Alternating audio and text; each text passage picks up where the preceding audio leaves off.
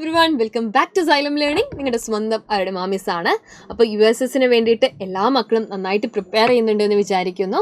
നിങ്ങളുടെ പ്രിപ്പറേഷന് ഒന്നുകൂടെ ഹെൽപ്പ് ചെയ്യാനുള്ള വളരെ ഇമ്പോർട്ടൻ്റ് ആയിട്ടുള്ള ഒരു വീഡിയോ ആയിട്ടാണ് മിസ് വന്നിരിക്കുന്നത്.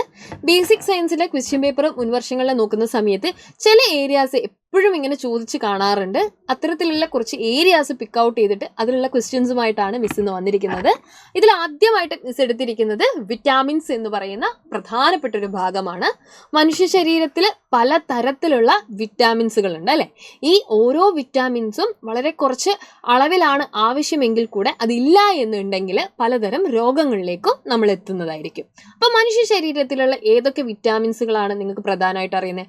വിറ്റാമിൻ എയെ കുറിച്ച് അറിയായിരിക്കും, വിറ്റാമിൻ ബിയെ കുറിച്ച് അറിയായിരിക്കും, വിറ്റാമിൻ സിയെ കുറിച്ച് അറിയായിരിക്കും, വിറ്റാമിൻ ഡിയെ കുറിച്ച് അറിയായിരിക്കും, വിറ്റാമിൻ കെയെ കുറിച്ച് അറിയായിരിക്കും. അപ്പോൾ ഈ ഓരോ വിറ്റാമിൻസും ഇല്ലാതിരിക്കുക അല്ലെങ്കിൽ ഇവരുടെ അപര്യാപ്തത മൂലം എന്തൊക്കെ രോഗങ്ങളാണ് ഉണ്ടാവുന്നതെന്ന് നിരന്തരമായിട്ട് ചോദിച്ച് കാണാറുണ്ട്. അപ്പോൾ നമുക്ക് ആ ക്വസ്റ്റ്യനിലേക്ക് ഒന്ന് പോവാം.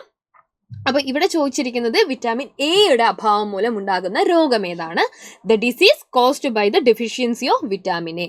So deficiency syndrome of vitamin A എന്ന് ചോദിച്ചു കഴിഞ്ഞാലും ഇതേ ഏരിയ തന്നെയാണ് നിങ്ങൾ മനസ്സിലാക്കേണ്ടത്. അപ്പോൾ വിറ്റാമിൻ എയുടെ പ്രത്യേകത എന്താ? വിറ്റാമിൻ എ കണ്ണിനുമായിട്ട് ബന്ധപ്പെട്ട ഒരു വിറ്റാമിൻ ആണ്, അതായത് കണ്ണിൻ്റെ ആരോഗ്യവുമായിട്ട് ബന്ധപ്പെട്ട വിറ്റാമിൻ ആണ്. അപ്പോൾ വിറ്റാമിൻ എയുടെ അഭാവം മൂലമാണ് നൈറ്റ് ബ്ലൈൻഡ്നെസ് അല്ലെങ്കിൽ നിശാന്തത ഉണ്ടാവുന്നത്. അപ്പോൾ ക്യാരറ്റൊക്കെ നന്നായിട്ട് കഴിക്കണം എന്ന് പറയുന്നത് ഈ വിറ്റാമിൻ എ കിട്ടാൻ വേണ്ടിയിട്ടാണ്.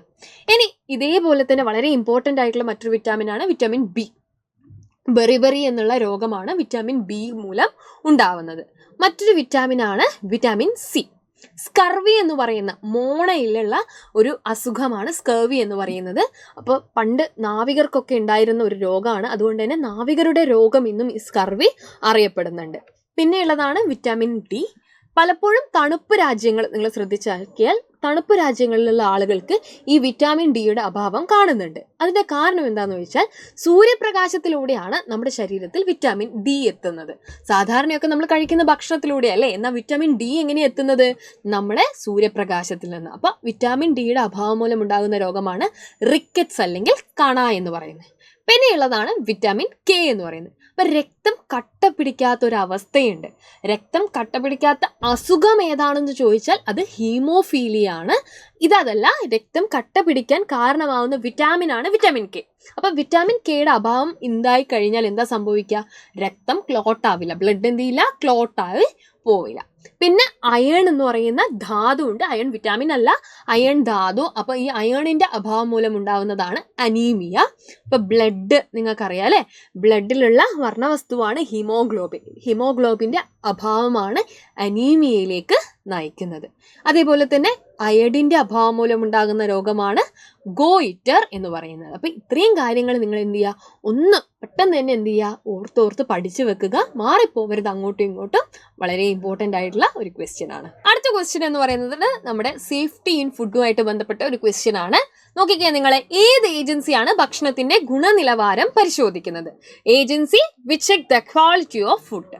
അപ്പോൾ ഫുഡിന്റെ ക്വാളിറ്റി എൻഷുർ ചെയ്യുക എന്നുള്ളത് അല്ലേ എന്തായാലും വളരെ ഇമ്പോർട്ടൻ്റ് ആയിട്ടുള്ള കാര്യമാണ്. അപ്പോൾ ഗവൺമെന്റ് അതോറിറ്റി നമുക്കതിനുണ്ട്. ആ അതോറിറ്റിയുടെ പേരാണ് FSSAI.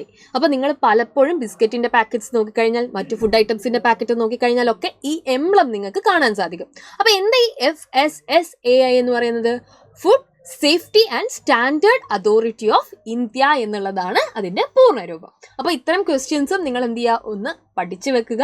അതേപോലെ തന്നെ എന്താണ് അപ്പ് മാർക്ക് എന്ന് അറിയാവുന്നവർ താഴെ എന്ത് ചെയ്യുക, ഒന്ന് കമൻറ്റും കൂടെ ചെയ്യുക കേട്ടോ. അപ്പോൾ ഫുഡ് സേഫ്റ്റിയുമായിട്ട് ബന്ധപ്പെട്ടൊരു കാര്യമാണ് ഈ അപ്പ് മാർക്ക് എന്ന് പറയുന്നത്. അപ്പോൾ വളരെ ഇമ്പോർട്ടൻ്റ് ആയിട്ടുള്ള കുറച്ച് ഏരിയാസ് മിസ് ഒന്ന് പറഞ്ഞതേ ഉള്ളൂ. അപ്പോൾ ഇതുമായിട്ട് റിലേറ്റഡ് ആയിട്ടുള്ള നിരവധി വീഡിയോസ് നിങ്ങളെ കാത്തിരിപ്പുണ്ട്. അതൊക്കെ ആയിട്ട് മിസ് വീണ്ടും മറ്റൊരു ദിവസം കാണാം. അതുവരെ ബൈ.